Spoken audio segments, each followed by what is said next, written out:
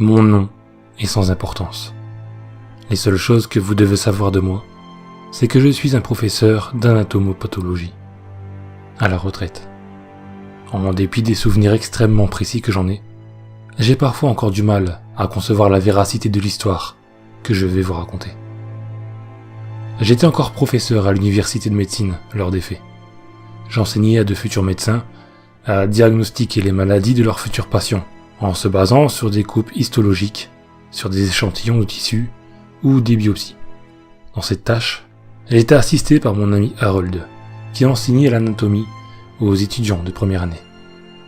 Nous concordions nos cours afin de donner à nos élèves des cours aussi précis et pratiques que possible.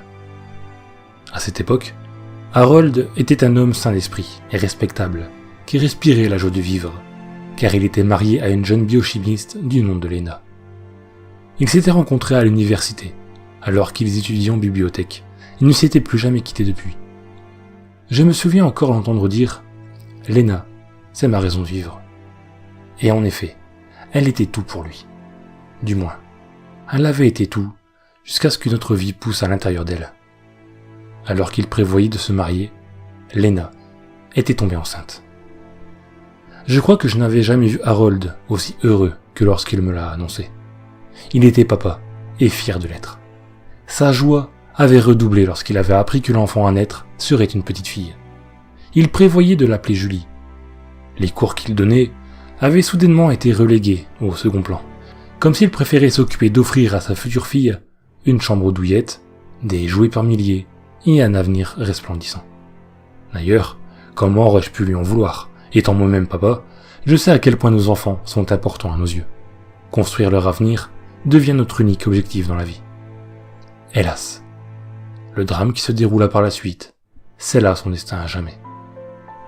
La petite Julie a été prise en charge par un médecin ivrogne, encore saoul de la veille.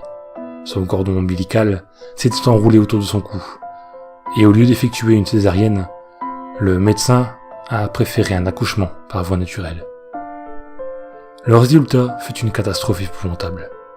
Ni la mère, ni l'enfant n'ont survécu. Au lieu de rentrer avec sa femme et son bébé, Harold est rentré seul chez lui.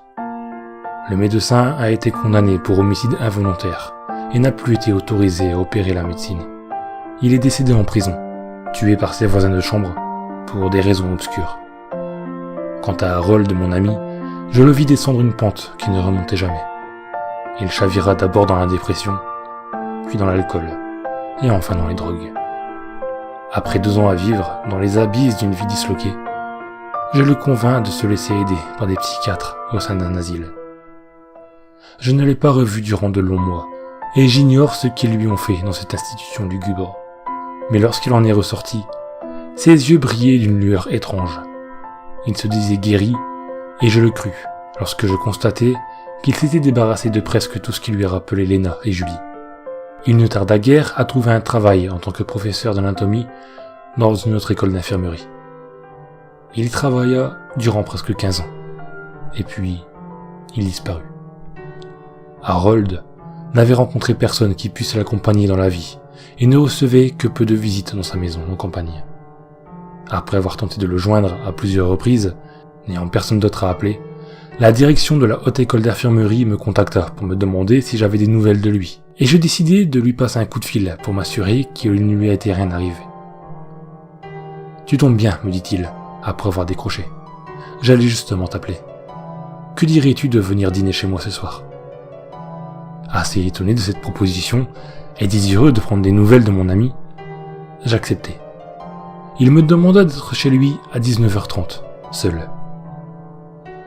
J'expliquai à mon épouse qu'au vu des circonstances et des malheurs qui l'avaient frappé, il valait mieux, en effet, que j'y aille seul.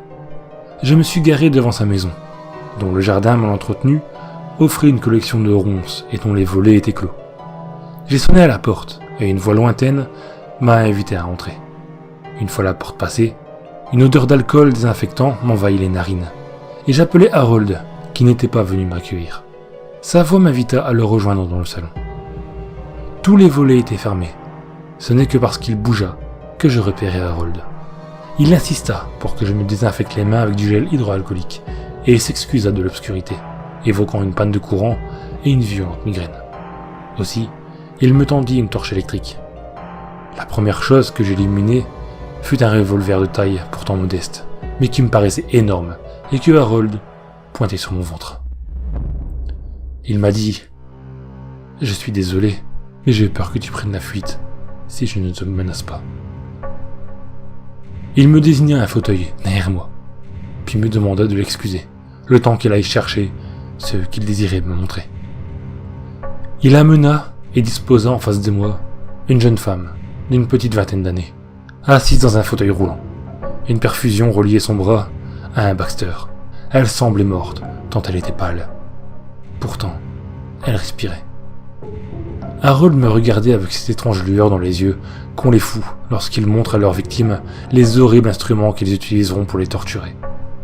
Je redoutais de découvrir ce qu'il avait bien pu faire à cette pauvre demoiselle, comme elle semblait plongée dans un étrange coma, les yeux ouverts, le regard perdu dans le lointain. Sa peau était d'une pâleur effrayante, presque transparente. La peur qui faisait battre mon cœur anormalement rapidement jusqu'à présent se changea en une terreur indicible lorsque je baissai le faisceau de ma lampe vers sa poitrine nue. Ses muscles semblaient avoir disparu, comme je pouvais distinguer ses côtes sous sa peau, ainsi que ses organes palpitants. Je ne tardais guère à réaliser, toutefois, que ce que j'avais pris pour des organes n'en était pas vraiment. Harold m'a dit « Magnifique, n'est-ce pas? Tu vois, la nature m'a privé de Julie, alors je l'ai recréée, plus forte et plus intelligente qu'elle ne l'aurait jamais été. » Et j'ignore comment Harold avait eu une idée aussi ignoble que celle-ci. Peut-être était-ce à l'asile. Quoi qu'il en soit, il m'expliqua durant de longues minutes, qui me parurent être des heures, comment elle avait utilisé son ADN et l'avait modifié, y ajoutant des séquences issues de reptiles, de mollusques, de poissons et même d'insectes afin de fabriquer ce qu'il estimait être la perfection incarnée. Ce qui résultait de ce macabre amalgame génétique se développait à présent dans l'organisme de cette malheureuse demoiselle, puisant ses ressources en elle comme un parasite. Je le voyais bouger sur sa mince peau et devinais les contours de son ignoble anatomie. Harold était devenu fou. D'ici peu, sa fille monstrueuse ne tarderait pas à naître, et Harold voulait que j'assiste à cet enfantement infâme. Je lâchai la lampe électrique et je me jetai sur lui, ignorant le revolver qui tenait encore entre ses doigts. Nous tombâmes ensemble et je lui décochai un coup de poing dans le visage avant de m'attaquer à sa main droite qui serrait encore le revolver. Je parviens à lui arracher des mains et le pointer sur la demoiselle.